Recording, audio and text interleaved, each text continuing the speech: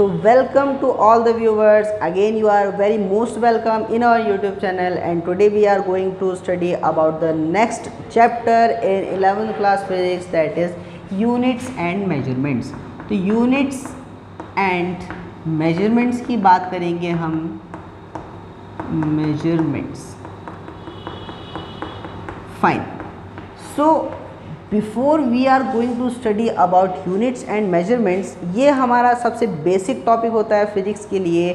और यहाँ पर हम देखते हैं फंडामेंटल क्वांटिटीज़ के बारे में, फंडामेंटल यूनिट्स के बारे में, डिराइव्ड यूनिट्स के बारे में, यूनिट्स का हम यूज़ कहाँ कहाँ करते हैं, ये किस काम आती हैं, और साथ ही साथ यहाँ हम एक नई चीज़ पढ़ेंगे that is called dimensions and dimensional formula. ठीक है, तो यहाँ पर हम पहले बात कर लेते हैं इसके बारे में. और उससे पहले मैं आपको बता दूँ कि पिछला जो लेक्चर हमारे 11th क्लास का था वो डिस्क्रिप्शन में जाके आपको लिंक मिलेगा, उस पर आप क्लिक करेंगे, वहाँ से आप उसको ज़रूर देख सकते हैं और आप अपने पिछले चैप्टर के बारे में काफ़ी कुछ सीख सकते हैं. और आगे की वीडियोज़ आपको हमेशा मिलती रहें. आगे के लिए आप इसको सब्सक्राइब करके रखें हमारे चैनल को, और साथ ही साथ आप लाइक ज़रूर कर दें और ज़्यादा से ज़्यादा इसको शेयर करें ताकि सब तक ये नॉलेजेस पहुँचती रहें. ठीक है, तो आगे हम आते हैं और बात करते हैं यूनिट्स एंड मेजरमेंट्स के बारे में, जिसमें हम सबसे पहले पढ़ते हैं फंडामेंटल क्वांटिटीज़ के बारे में. Fundamental physical quantities. Physical quantities.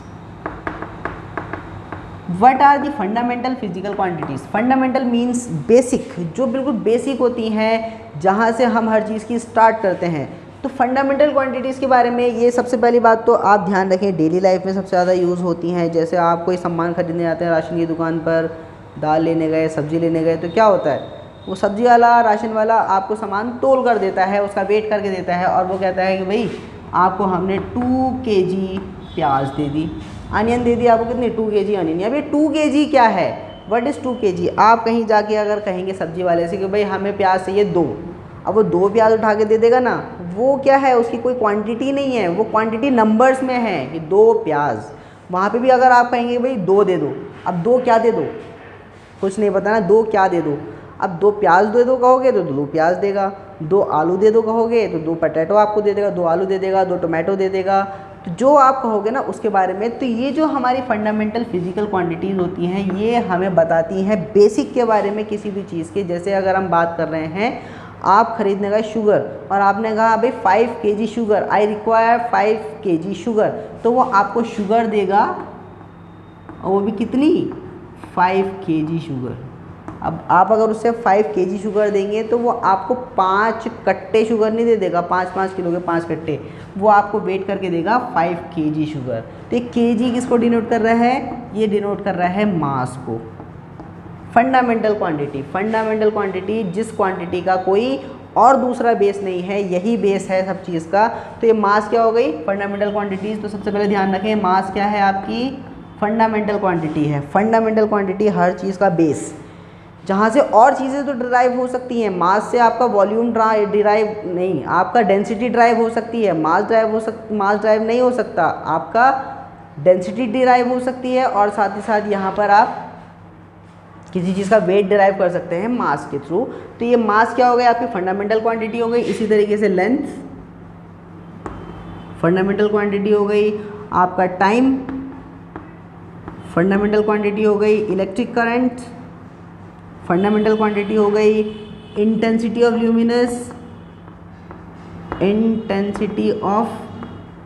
Luminous fundamental quantity हो गई. टेम्परेचर फंडामेंटल क्वांटिटी हो गई. Quantity of molecules. तो यहाँ पर जो मास हो गया उसको हम किस में लिखते हैं, किलोग्राम में. लेंथ हो गया उसको हम लिखते हैं मीटर्स में. टाइम को लिखते हैं सेकंड में. करंट को लिखते हैं एम्पियर में. इंटेंसिटी ऑफ ल्यूमिनस लिखते हैं हम कैंडिला में. ठीक है, कैंडिला.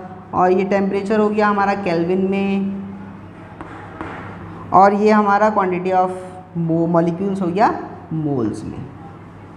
तो ध्यान रखें, ये जो फंडामेंटल क्वांटिटीज़ हैं हमारी कितनी होती हैं, 7 फंडामेंटल क्वांटिटीज़ हैं. और इनकी जो यूनिट्स होती हैं, यूनिट्स क्या होती हैं, इन क्वांटिटीज़ को रिप्रेजेंट करने के लिए यूनिट्स बनाई गई हैं. जैसे आप मास से ही आपको 5 kg अगर हम शुगर की बात कर रहे थे तो 5 क्या हो गई, इसकी न्यूमेरिकल वैल्यू हो गई फंडामेंटल क्वांटिटी की, और kg इसकी यूनिट हो गई। तो किसी भी फंडामेंटल क्वांटिटी को डिनोट करने के लिए एक हम स्टैंडर्ड ले लेते हैं और उस स्टैंडर्ड को ही हम क्या कहते हैं, यूनिट कहते हैं। तो ये हमारी फंडामेंटल यूनिट्स हो गई, kilogram, metre, second, ampere, candela, kelvin and moles. तो ठीक है, यहाँ पर हमारी फंडामेंटल यूनिट्स के बारे में बात हो गई। लेकिन ये जो सिस्टम ऑफ यूनिट्स की अगर हम बात करते हैं, ये जो यूनिट्स हैं, आपने कहीं देखा होगा कि जो डिस्टेंसेस हम मेजर करते हैं, कोई सेंटीमीटर में मेजर करता है, कोई फिट में मेजर करता है, कोई मीटर में मेजर करता है, कोई किलोमीटर कह देता है।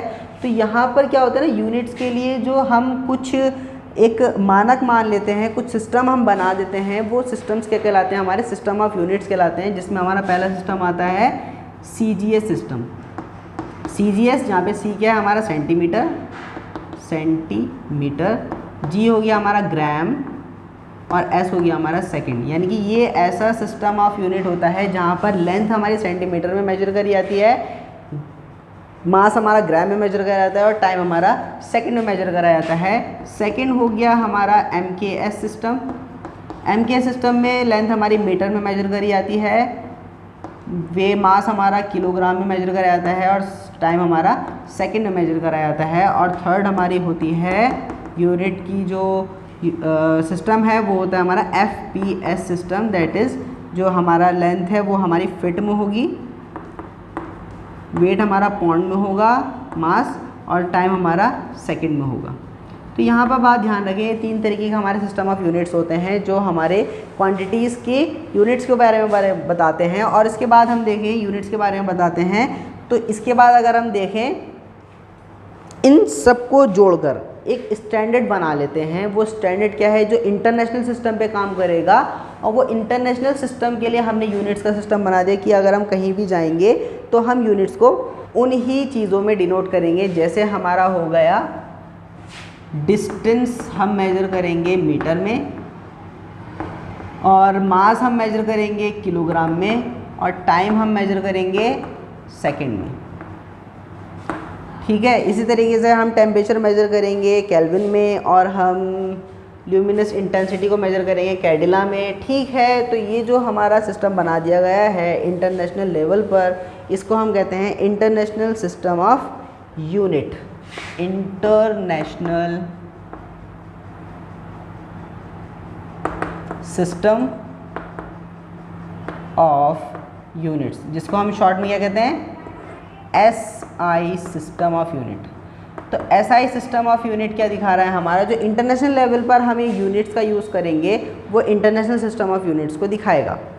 तो यहाँ पर हमने बात करी, हमने फिजिकल क्वांटिटीज़ के बारे में, फंडामेंटल क्वांटिटीज़ के बारे में, और उनकी यूनिट्स के बारे में, सिस्टम ऑफ यूनिट्स के बारे में हम डिस्कस कर चुके हैं। अब हम बात करते हैं कि ये जो हमारी फंडामेंटल क्वांटिटीज़ हैं, इनके अलावा भी कोई क्वांटिटीज़ होती हैं। यस, होती हैं। कौन सी होती हैं? These are called derived quantities, derived quantities, derived quantities.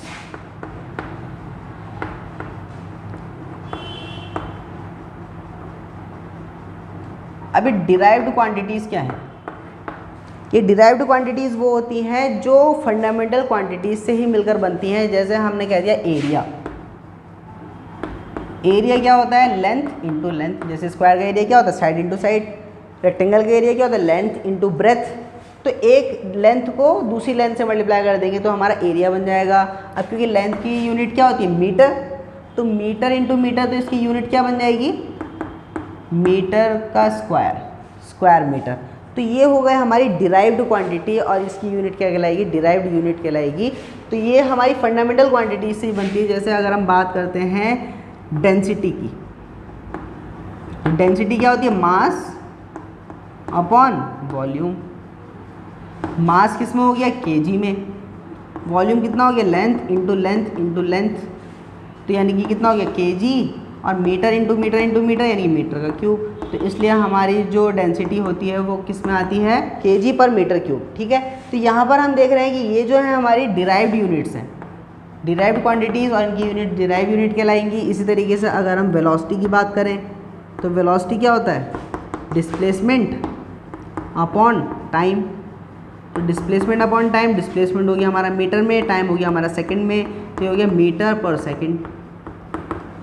तो ये सब क्या कहलाती हैं, हमारी डिराइव्ड क्वांटिटीज़ कहलाती हैं। ये फंडामेंटल क्वांटिटीज़ नहीं है, ये बल्कि फंडामेंटल क्वांटिटीज़ से हमें ऑब्टेन होती हैं और इनकी यूनिट्स हमारी डिराइव्ड यूनिट कहलाती हैं।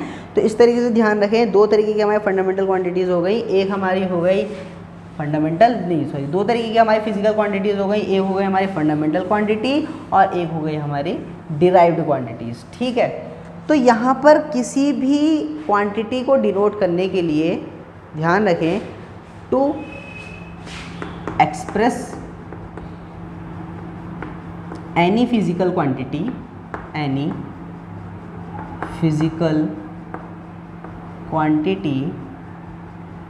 we require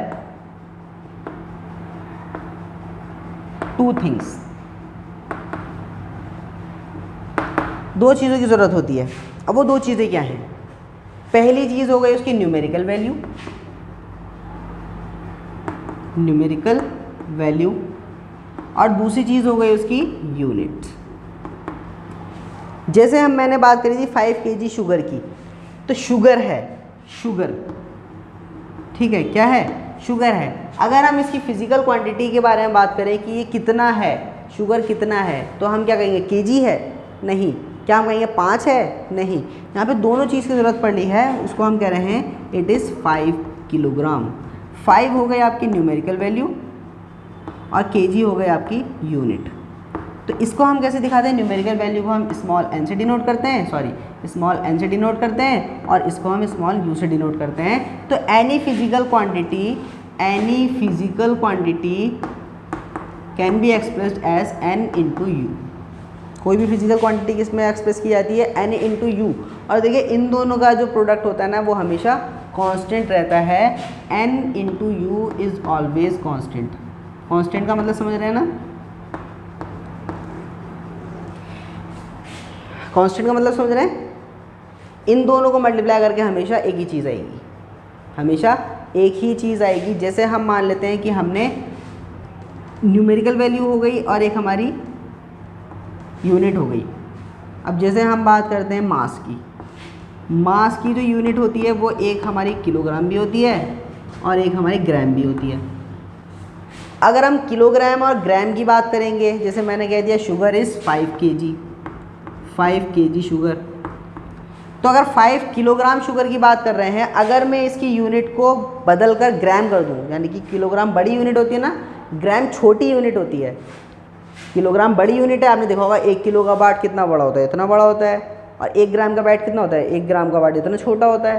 तो ये किलोग्राम बड़ी यूनिट है, ग्राम हमारी क्या है? छोटी यूनिट है। तो अगर मैं इसकी यूनिट को छोटा कर दूं तो ये न्यूमेरिकल क्वांटिटी कितनी हो जाएगी? 5 किलोग्राम किसके बराबर होता है? 5000 ग्राम की बराबर होता है। तो 5000 ग्राम।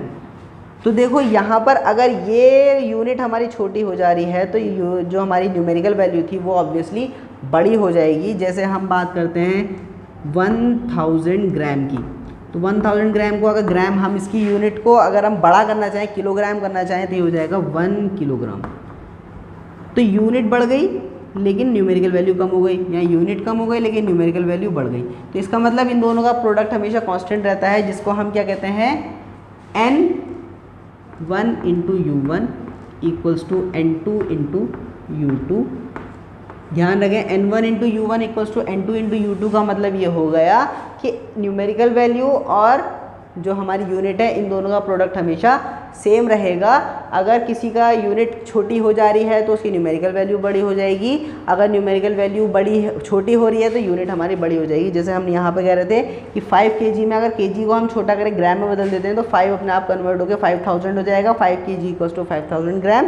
इस तरीके से 1000 ग्राम था, ग्राम को अगर हम बड़ा करके किलोग्राम में कन्वर्ट करते तो 1000 हमारा रिड्यूस होकर कितना बन जाता?